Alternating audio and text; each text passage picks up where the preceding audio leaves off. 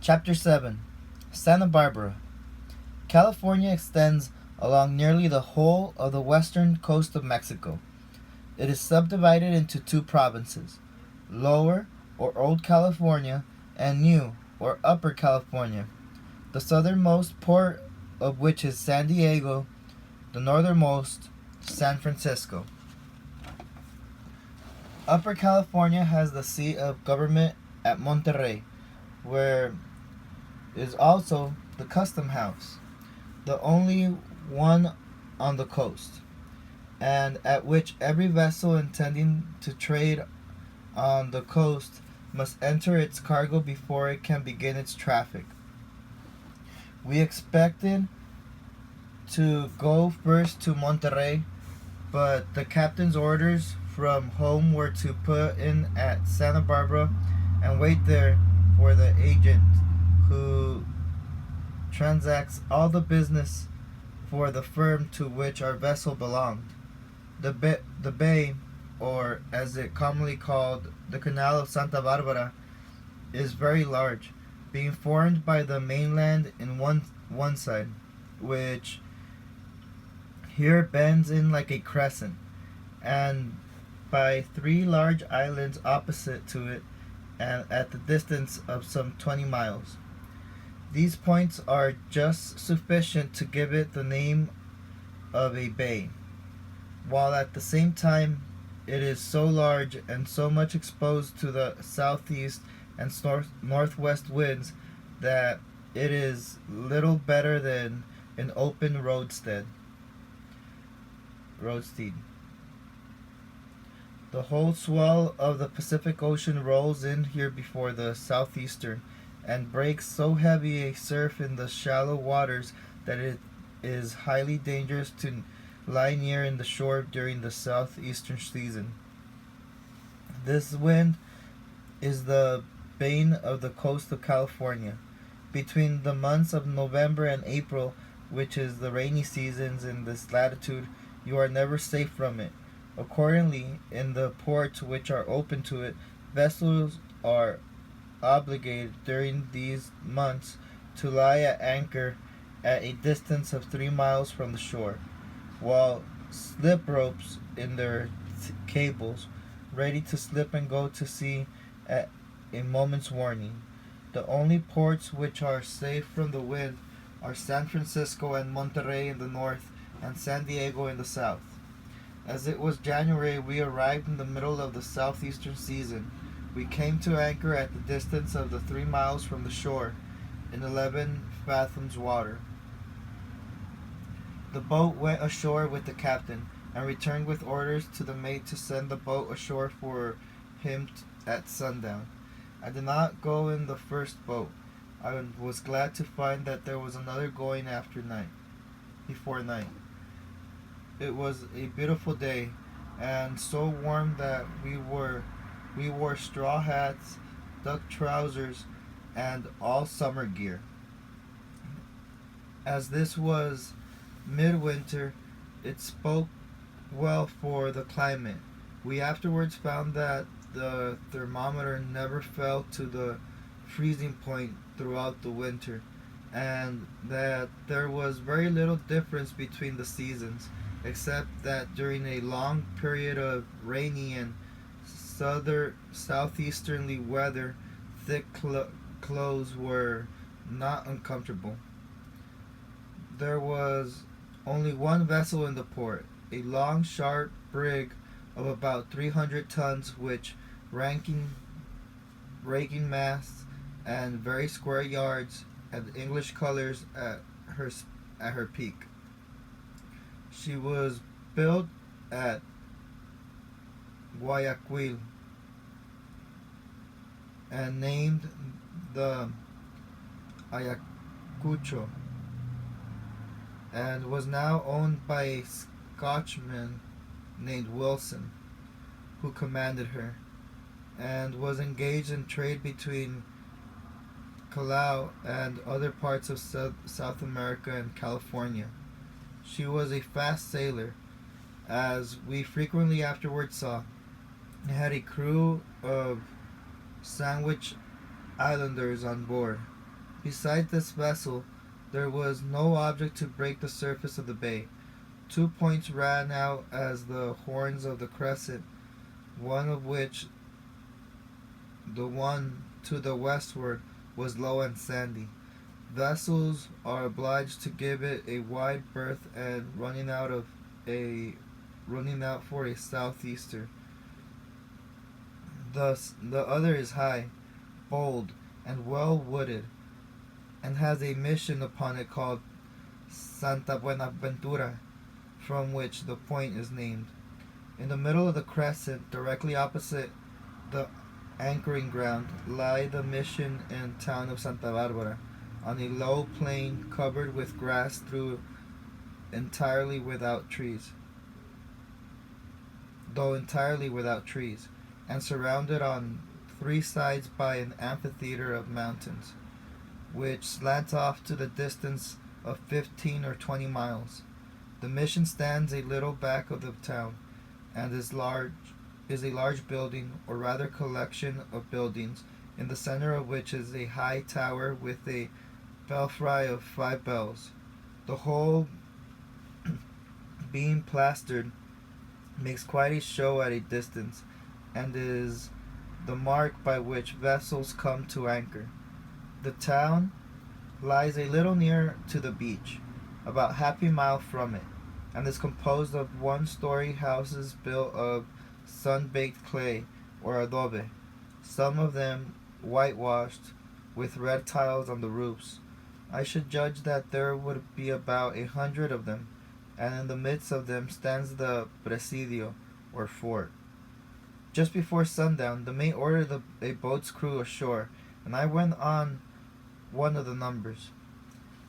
I shall never forget the impression which our first landing on the beach of California made upon me. The sun had just gone down. It was getting dusky. The damp night wind was beginning to blow, and the heavy swell of the Pacific was setting in, and breaking in loud and high cumbers upon the beach. We lay on our oars in the swell, just outside of the surf, waiting for a good chance to run in, when a boat, which had been put off from the Ayacucho, came alongside of us, with a crew of dusky Sandwich Islanders talking and hallooing in their outlandish tongue. They knew that we were novices in this kind of boating, and waited to see us go in. The second mate, however, who steered our boat, determined to have the advantage of their experience, would not go in first. At length they gave a shout, and taking advantage of the great cumber which came swelling in, and lifting up the sterns of our boat nearly perpendicular, and again dropping them in the trough, they gave 3 or 4 long and strong pulls, and went in on top of the great wave. They threw their oars overboard as far from the boat as they could, and jumping out the instant the boat touched the beach, they seized hold of her by the gunwales and ran her up high and dry upon the sand. We saw at once how the thing was to be done. We pulled strongly in, and as soon as we felt that the sea had got hold of us, we threw the oars as far as from the beach as we could. We were shot up upon the beach, and seizing the boat, ran her up high and dry. Picking up our oars, we stood by her, ready for the captain to come down. The beach is nearly a mile in length between the 2 points, and of smooth sand, and we had taken the only good landing place, which is in the middle, by it being more stony towards the end.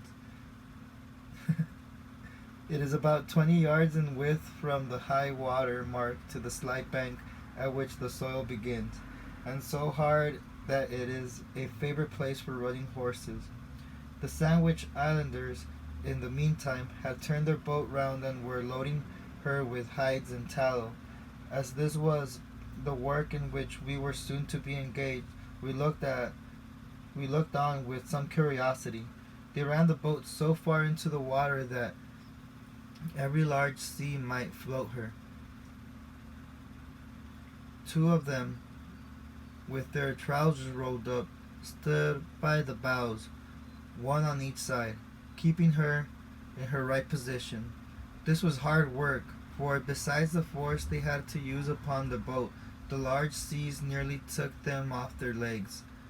The others were running from the boat to the bank, upon which, out of the reach of the water, was a pile of dry bullock's hide, double lengthwise in the middle, and nearly as stiff as boards. These they took upon their heads, one or two at a time, and carried down to the boat, in which one of their number stowed them away. They were obligated to carry them on their heads to keep them out of the water, and we observed that they had on thick woolen caps. "Well, Donna," said the second mate to me, this does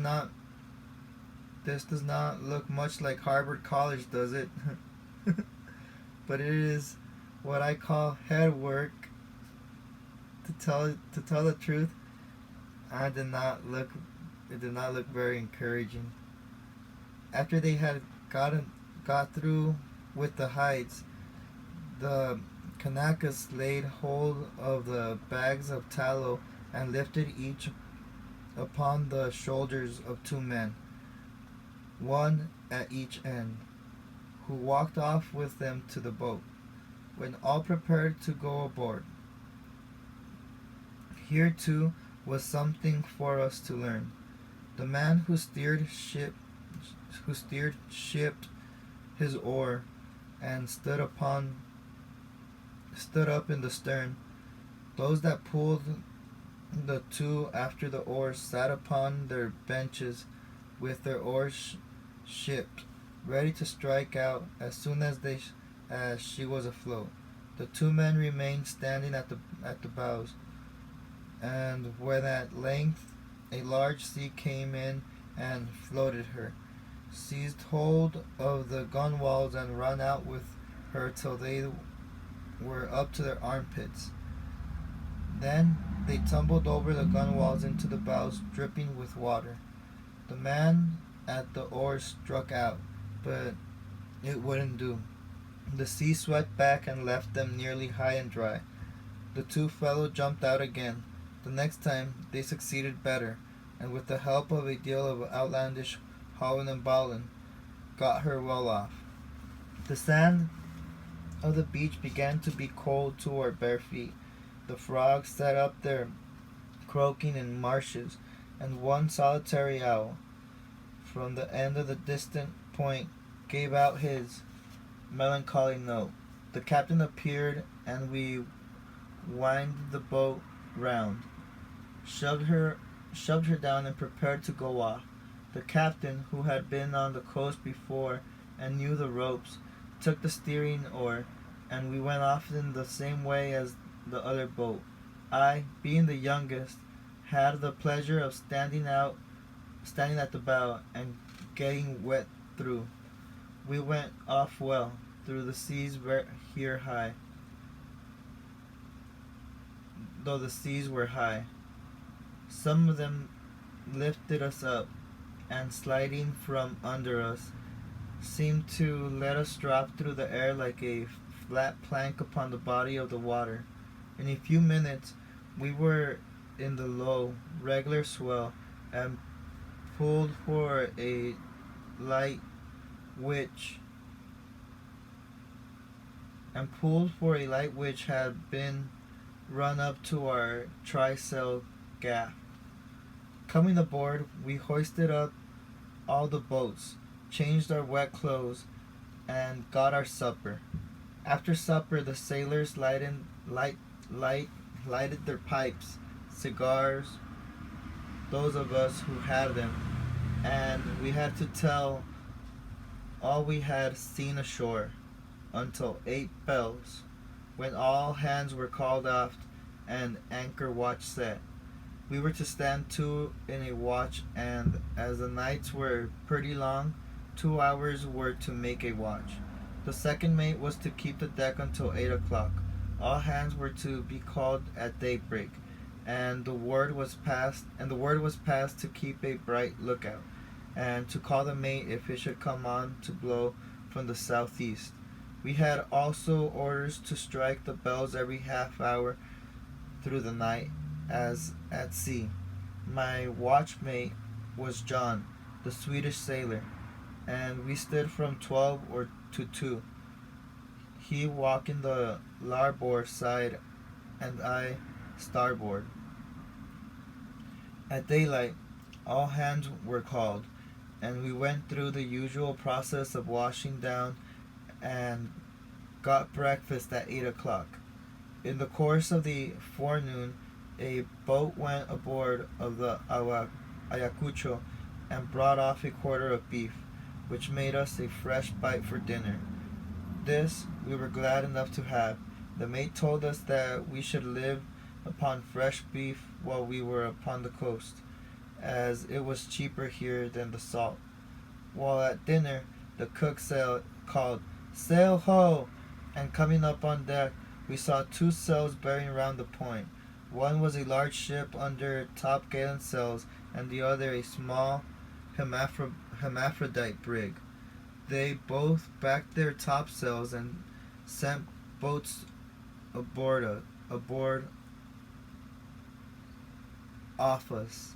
The ship's colors had puzzled us, and we found that she was from Genoa, and with an assorted cargo, and was trading on the coast. She filled away. She filled away again, and stood out, being bound up to the coast of San Francisco. The crew of the brig's boat were Sandwich Islanders, but one of them, who spoke a little English, told us that she was the laureate Captain Nye from Oahu, and was engaged in the hide and tallow trade. She was a lump of a thing, what the sailors called a butterbox. This vessel, as well as the Ayacucho and others which we afterwards saw engaged in the same trade, have English or Americans for officers, and 2 or 3 before the mast to do the work upon the rigging, and to be relied upon for seamanship, while the rest of the crew are Sandwich Islanders who are active and very useful in boating. The 3 captains went ashore after dinner, and came off again at night. When in port, everything was attended to by the chief mate. The captain has little to do, and is usually ashore much of his time. This we thought would be a pleasant chore for us, as the mate was a good-natured man, and not very strict. So it was for a time. So it was for a time, but we were worse off in the end. For whatever the captain is a severe, energetic man, and the mate was neither of these qualities, there will always be trouble.